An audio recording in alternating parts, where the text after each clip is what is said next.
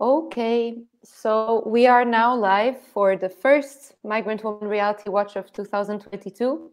We took a little bit of time to come back because the beginning of the year is always very busy. We had a lot of things to do, but we're very happy to come back today in February. And from now on, please stay tuned because we're going to have a lot of Migrant Woman Reality Watch series.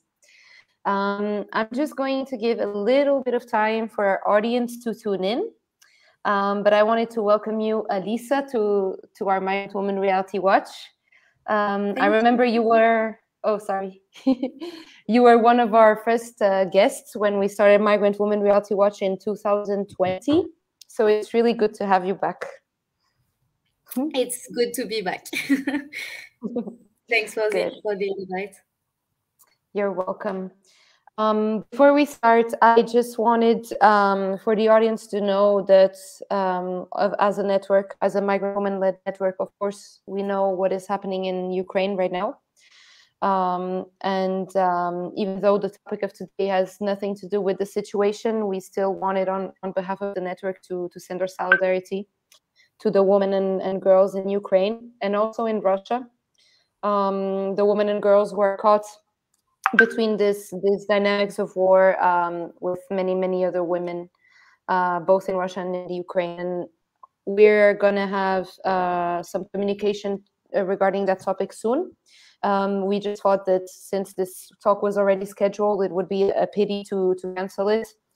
And the women in Ukraine right now are hands-on the ground. So we still decided to hold this Migrant Woman Reality Watch. But as a network, we stand by the Ukrainian women and girls. And if you know of anything that we can do from our behalf, please do let us know.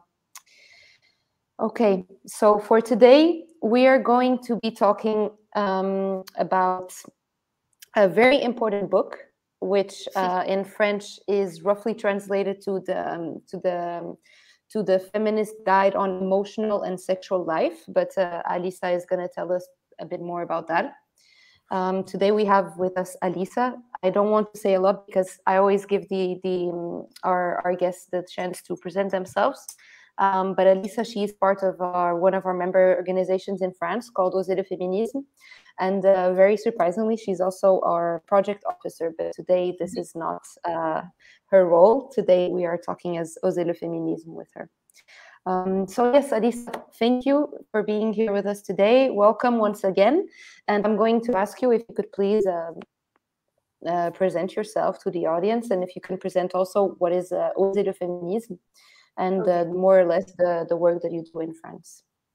Okay, thank you so much for this introduction, Adriana, and thank you for your words about Ukraine. I think it's very important to acknowledge what's happening, and especially the impact on women and girls specifically. So about me, as you said, I am Alyssa Ahrabare. I am one of the national spokeswomen of Osez le Féminisme, which is a national French organization. So Osez le Féminisme translates into Dare to be Feminist. So that's our whole thing. We are trying to raise awareness for equality between women and men. We are a national organization with 25 local groups, now 26 because we have a new local group in Bordeaux, south of France.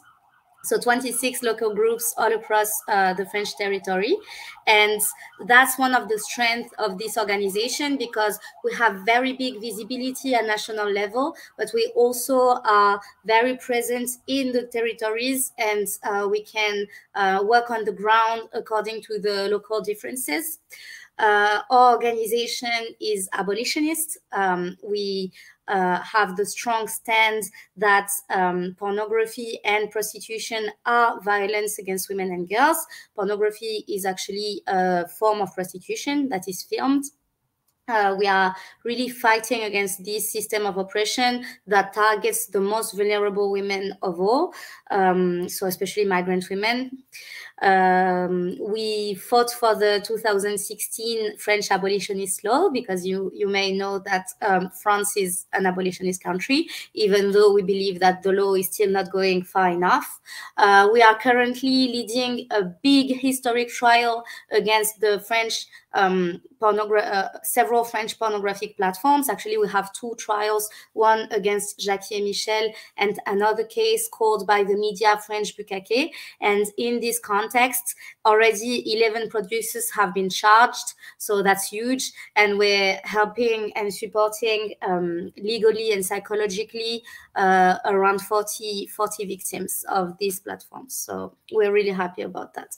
More generally, we are an organization that we are generalists, so we work on all of the aspects of equality between women and men and violence against women and girls. So that goes from sexuality, that's what we're going to talk about today, but also economic injustice, women in politics, femicides, domestic violence, or rather male violence in the home, etc., etc. It's endless, basically, and we have a lot of work to do. But I will stop there. There is a lot of things to say about Osez le Féminisme. We have a website, obviously, so you can go and check it. We also have social media, Instagram, Twitter, and Facebook. Thank you, Alyssa, for this very complete presentation. I've put there for the audience Osez le Féminisme website, and from there, I think it should be pretty easy to get to the other social media platforms. It seems like Osez le Féminisme is very, very busy at French level, and also to take on such a big pornography case. We will be inviting the women of Osez le Féminisme to talk about this. We received also one of spokeswomen of Osez le Féminisme, I think it was beginning of last year, to talk about, let's say, the origins of this case and how it was unfolding, but so much has been happening since that definitely we need another episode on that. So thank you so much. So Alyssa mentioned that we are going to talk about women's sexuality today, and that is exactly the topic that we will be tackling. The reason we invited Alyssa today is because her organization, or rather a little collective inside her organization, launched this feminist guide on emotional and sexual life. And we think it's a very important book, not only for women who are our age, but also women who are much younger and women who are older as well. And this book stems from this collective called Les Frangines, which in French is more or less the sisters, I would say, but Alyssa will correct me if I'm wrong. So Alyssa, I wanted to ask you if you could more or less explain to the audience who this collective is, what age they are, and the book they produce. What is so special about it? Thank you so much, Adriana. It's a pleasure to speak about this, because that's a project that I'm very passionate about. Osez le Féminisme has been working on different issues linked to women's sexualities since its beginning. So now we are an organization of over 10 years. And from the beginning, we've been working on this issue. In 2011, we have created a campaign that was called Osez le Clito. So dare the clitoris, basically. And at that point in France, everyone was shocked and the media was calling us crazy. And yeah, it was really really not well received, but we kept on using these terms and wanting to fight the taboos around female pleasure, female desire, and women's body. And that's also why we created this book. So it was the work of a working group inside of Osez le Féminisme that's called Libération des Sexualités, freeing the sexualities. Inside of this group, around 15 young women, including myself. So I'm saying young women because we were mostly around between 20 and 29, but some were a little bit older. We decided to create this book. it was derived from a website that we also have that is called Les Frangines, where we put a lot of articles and contents on different myths around sexualities of women, also anatomy. I'm not sure how to say that in English, but the bodies, like putting the right words on our body parts, because usually that's not the right words that are employed, and women, especially young girls, do not know much things about their own bodies and how they work, etc. Especially vulva, clitoris, uterus, like a whole sexual and reproductive system. So yeah, that was derived from all of this, and we created this book of functioning. Basically, we met every Monday, we shared the work, so we created the structure for the book, and then we shared the work, so every woman had to work one part, etc. And every Monday we were reading everything that was written by the others and changing, like having debates about every word we were using, every message, etc. And so it was very, very, very much a collective work. Every single paragraph of this book was written in several hands, and it's no one can reclaim the ownership more than the others. It really is a feminist horizontal work that we did creating this book. Thank you. I wanted to ask you, because you said it, you were talking about being able to name, being able to know our anatomy, which is something that was hidden from us for so many years for the obvious reasons. But how do you think, or how do you think us knowing our sexuality and being, you know, fully conscious of what each body part is made of and made to its function, how do you think that helps us women, you know, in the fight against patriarchy and in the fight against male violence? Not wanting to put the emphasis on ourselves, of course, but from our point of view, from women's point of view, why do you think it's important to be able to name and to fully know what our bodies are? I think it's a very important question. And one of the main objectives of our work writing this book was to pass one key message, among others that I will develop. But the first key message was mind and body are alike, and my body is me, basically.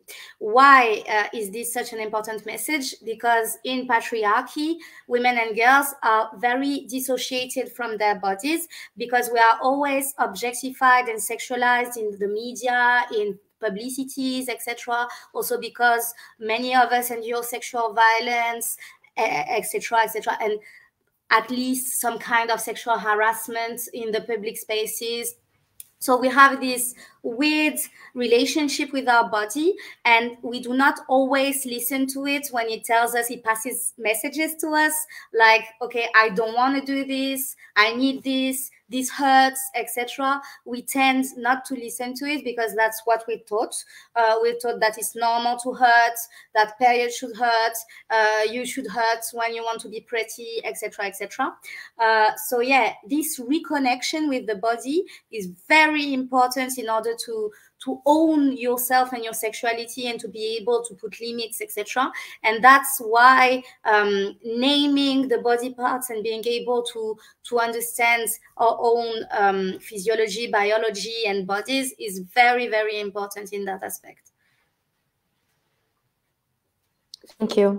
I guess also in a world where women are made, you know, to exist for men and for boys, depending on our age, it's very important to put the emphasis on limits and the boundaries, and how, yeah, and not just put the emphasis on the notion of consent, but more about informing desire. Yes, that's also exactly. a message that we pass, because I was speaking about the right words used to describe the body, but also the right words used to describe situations of violence.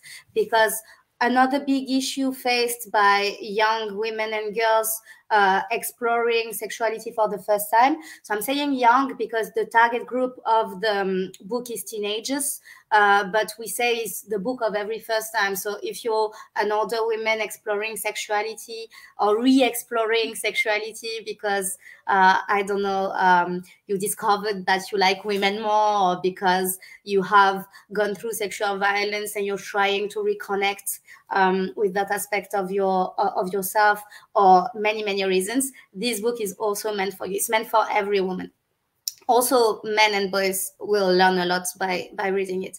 But anyways, what I was saying is that putting the right words in situation of violence was also very important to us, because nowadays teenage girls are taught that many situations of violence are sexuality, and that they should like it and they should want it. So I'm speaking obviously mostly about pornography. The version of sexuality that is depicted in pornography is confusing pleasure with violence, and carrying the idea that women like, want, and have the fantasy of being humiliated, violated, and tortured, because many videos on pornographic platforms depict these kinds of behavior. It's women being peed on, beaten, tortured, raped, gang raped, etc. And these images are the ones filling the void of sexual education, because that's the reason why we created this book. There is a void in sexual education, and especially when it comes to women and girls, because the rare times where sexual education is actually done in school, it focuses on condoms, male erection, and for women, contraception. So yeah, there is nothing about desire, nothing about relationships, and everything that is around the sexual relation itself, right? Because in our book, we spoke about the beauty injunction. We spoke about the specific violence against women of different ethnic groups or of migrant origins.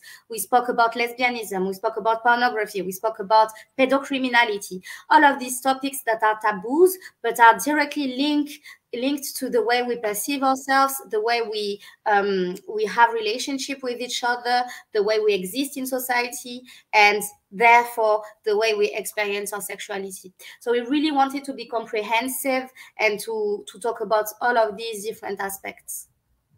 Mm-hmm.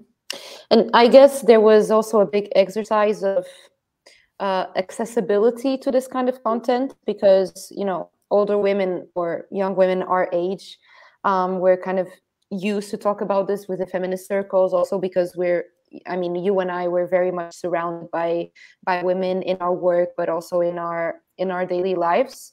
So how did that process of simplifying to talk about such taboos, how did it work? What did you take into consideration for that? Did you talk to younger women, or did you talk to the target group that the book was meant for? What was more or less the process of creation? We took a lot of things into consideration. So we were always having debates. First of all, it was the tone of the book. We decided not to put pressure and injunctions on women, so that and girls, and so that showed in every sentence, basically. Like, we never said this is normal, this is not normal. We never said you should act like this, you should say no, you should put limits, etc. We always formulated our sentences in a way that teenage girls reading the book would not feel pressured into anything, would not feel hurt, because maybe they're being conditioned to have behavior that is denounced as violence in the book. And this should be, we should have her understand this in a very soft and sweet way, and not very frontally.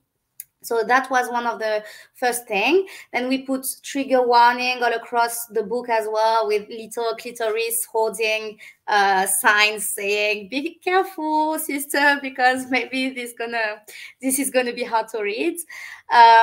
We also, one of the very important thing, we were called les Frangines sisters, because we really felt like older sisters talking to our younger sisters. So we added a lot of testimonies from all of us about different things that we experienced, either sexual violence or, you know, I don't know, racism, fetishism, experience of abortion, experience, also happy experiences as well.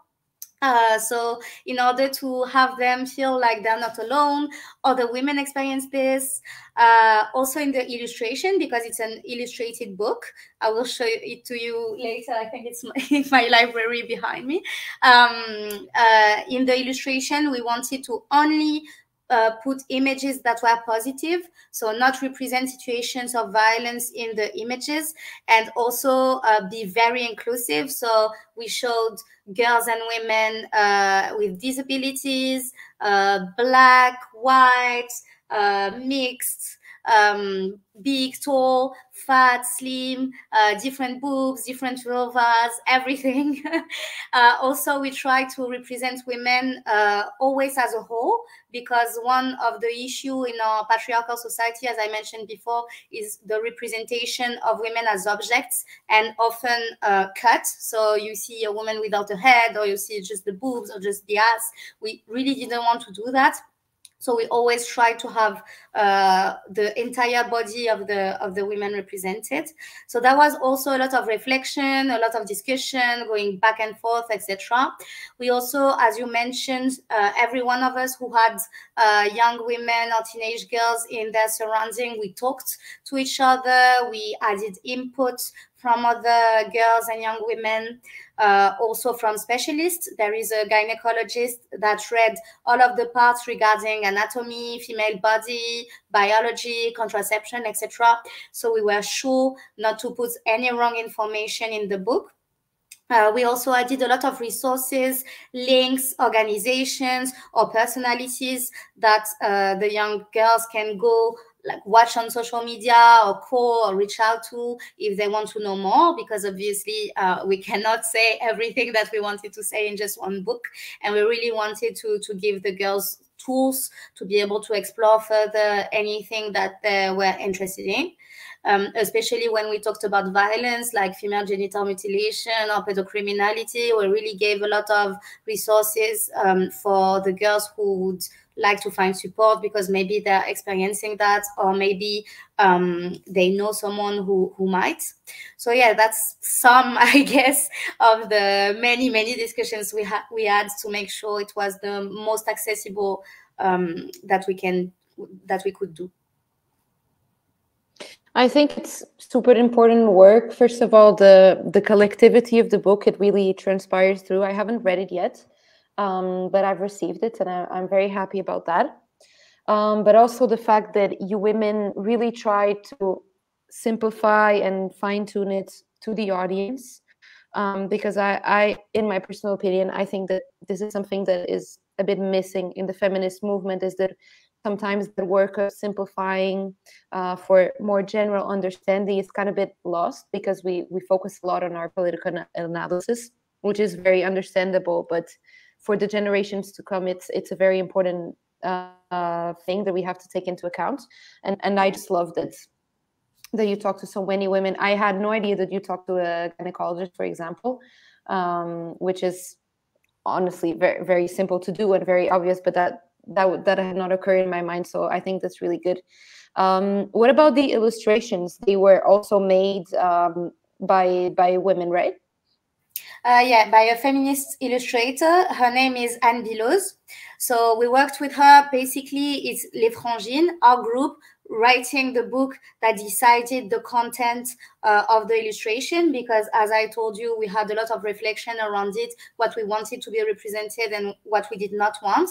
So we were giving her this information, and she was making draft, and we were having this back and forth and a lot of discussion. And since she's feminist herself, she also had a lot of ideas. So for instance, when she made the illustration of the female body, she suggested to represent the vagina very thin, very closed, because that's how it is when it's like in normal life every day.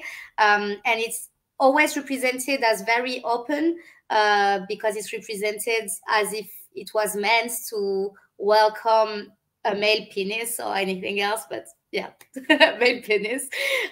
So I thought that was a really good point, and that's something that we included. And yeah, she had some inputs like that were really interesting. So it was really nice to work with her. She has also an Instagram account, so you can go check her work. Yeah, it's nice to have some feminist illustrators to work with. We definitely need those. As someone working in communication, is very frustrating to see all the time, you know, those open access images of women who are cut, like you said, or, you know, you can't even see their faces, or when there is a face represented, there's no eyes, no ears, no mouth. So it's always women and objects, but also women are as non-defined recipients. So I think that's very beautiful what you just said. It's something that we don't think about it often, because we're happy to see women represented, but it's good to also think how we are being represented and why exactly. we have these representations. It's actually something we mention in the book as well, because we talk about the media and the representation, etc. It's not just that we're underrepresented, because that's not true. Women are represented a lot. It's the quality of the representation, that being represented other than a sexual object or naked, or, you know, in these very stereotypical roles. So either we are the caregiver, or we are the sexual object, or we are the very, you know, the virgin, very prude, etc. And it seems like we cannot exist outside of these models. But when you look around you in real life, you just see that women are not just these three stereotypical models. So yeah, it's very important to promote a representation of women and girls that is fit to reality. That's something also that we try to do.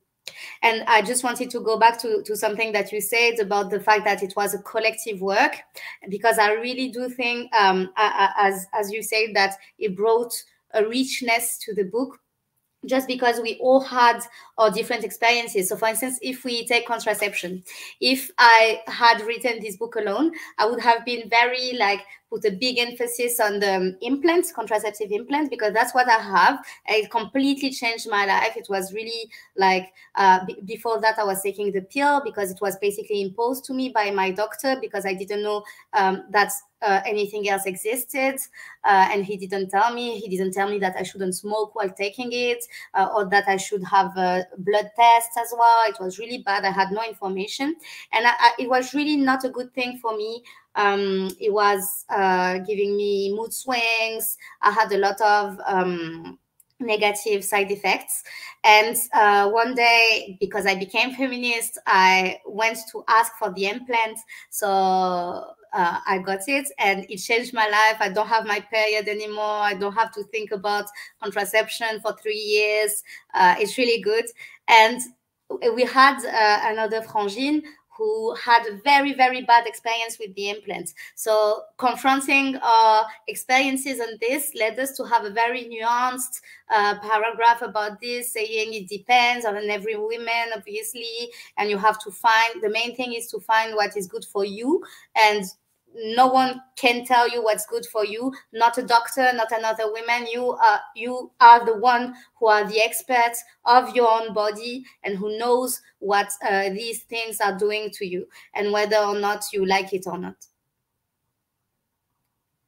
Yeah. It was actually really fun because we sorry, but I love speaking about it because it's really nice memory. Every meeting Monday night, we ended up calling them the pajama parties because it was just so nice. We were always having these debates and exchanging our experiences. So I have a very dear friend of mine who went through an abortion while we were writing the book, and we're just being very mad about the experience that she had because she didn't get access to any information. It was really long process to get the abortion. It was also very painful physically, and that's something that is not said often. Often the women who get an abortion, they are not told that they can bleed a lot and that it's normal, so they get really scared. And we had this conversation. Some of the Frangines had gone through an abortion, or the new women who did. So yeah, that's the kind of conversation that we had. We also used to get very mad because we were searching for information, and us with our age, with our feminist knowledge, with our access to information, we could not find the right info. We spend hours sometimes not finding a source for a data or stuff like that. And we were like, this is bullshit, because if we can't find the information and we're actually making a book about this, how can a younger girl of 13 years old without any tool get this information? It's really bad. And we had also lighter subjects, like speaking about, you know, lesbianism in TV shows and representation of lesbian women, and our first female crush watching a TV show and that kind of thing. It was just really, really nice process writing this book. And I hope it shows when you're reading it that we had a lot of pleasure writing it. I think that notion of collectivity stood out for me, because this is something that has been also denied for us as women, to talk about our things, to be just between women, to be able to talk about all the taboos and all the things that we think are abnormal or that don't sound right or sound good, just like you were saying. And, you know, contrasting experiences, I think, is the best that we can do as women. Unfortunately, we're losing more and more of our spaces to do so. So I think it's really good when women fight for that space and they attain it, and they do something that is useful for other women and for themselves at the same time in the process. It really perspires when you talk about the book. So yeah, congratulations to you and the rest of the Frangines. Thank you so much. I wanted to ask if there are plans to translate this book. How can people or women and girls get it? Thank you for this question. So right now the book is sold in France, Belgium, and Quebec. So you can go to the library and either find it or ask for the librarian to order it. You can also go on the FNAC website to buy it. And yeah, we would really like to translate it in English, and we are looking for publisher in the UK, ideally a feminist one. So if you have any contact or any advice on this, please don't hesitate to let us know, either in the comments or reaching out on our social media or any way you want to. Great. That's amazing. Can I show the book? Yes, I was going to ask. Oh yeah, I have it. It's here. That's it. Le petit guide pour une sexualité féministe et épanouie. So right now it's in French, but I hope soon in English. And yeah, this looks like that inside. Let me find a good illustration. Like this is bad. These are women in the hammam. So yeah, we always try to show the diversity of the bodies and also put women in strong positions, right? Not because often when you see women naked, like in illustrations, they are lying down and they are like always waiting for the male penis. And yeah, we are not always waiting for the male penis. I love this one. It's about when we talk about consent and desire, we say that you need to have this big inner yes. That's how we put it.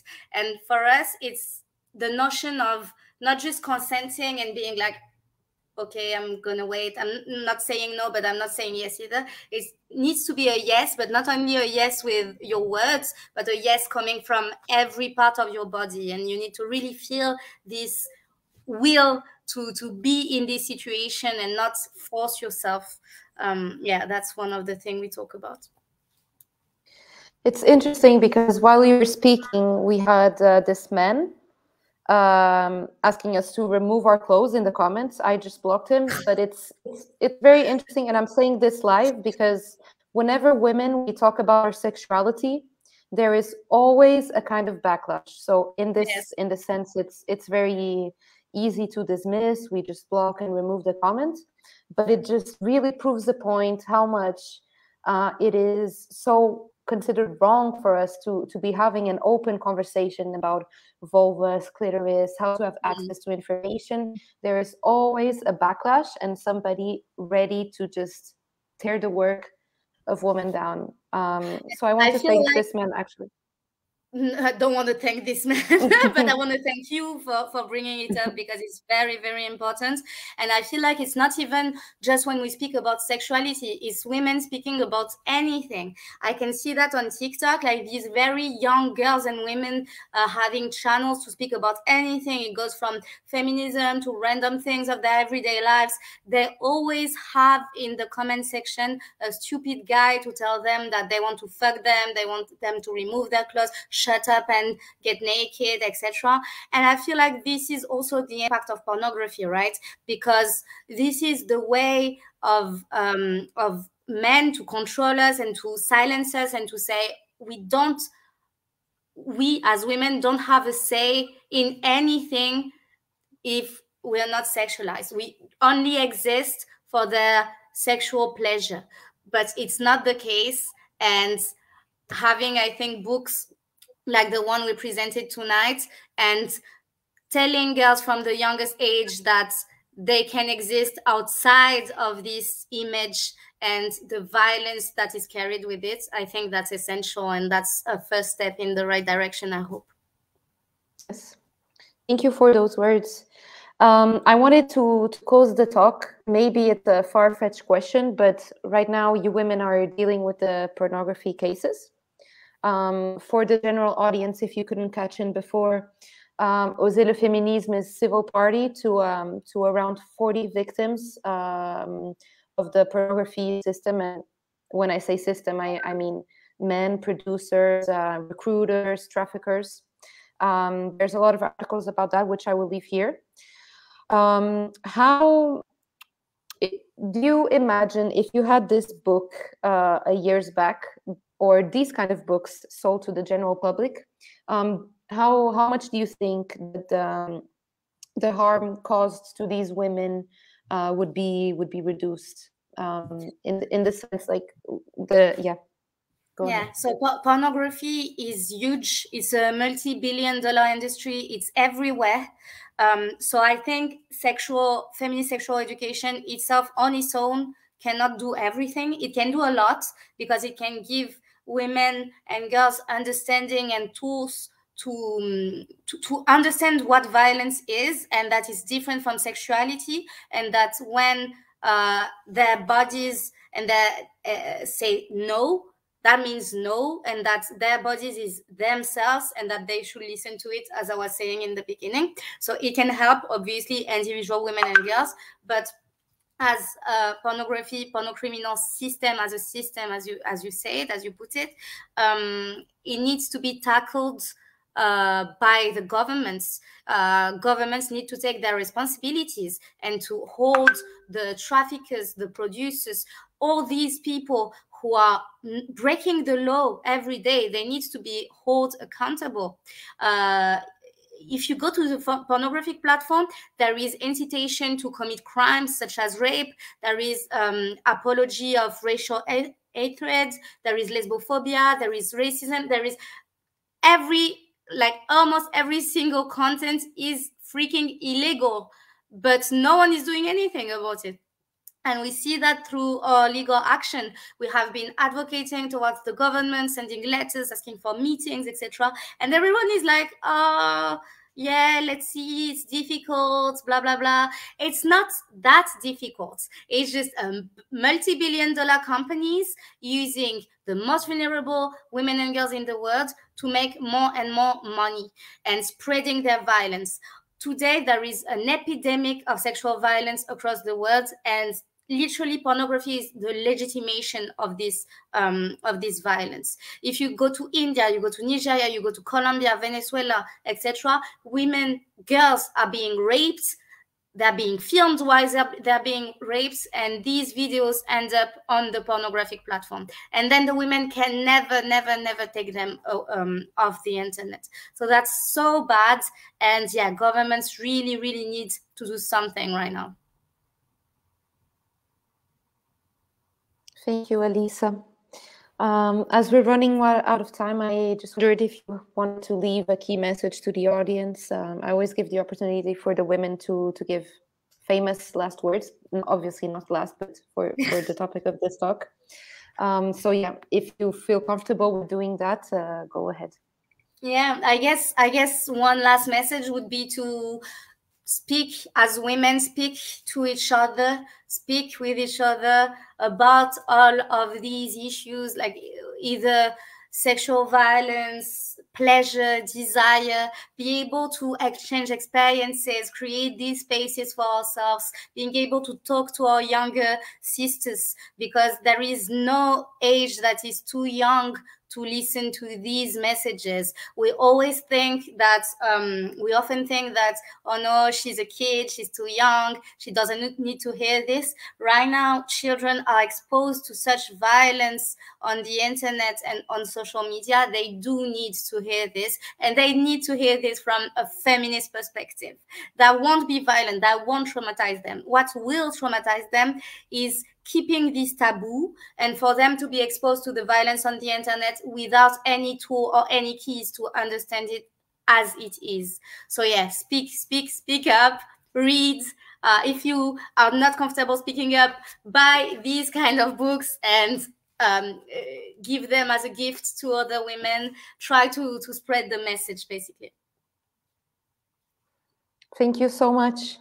Thank you so much. As a reminder to the audience, I just want to say that this talk is being live streamed on our Facebook page, but it will be later uploaded onto our YouTube channel. So if you missed any of the information, or if you want to share somebody close, or just share it with your, local lawmakers or policymakers or anything, please feel free to do so. It's of open access to everyone.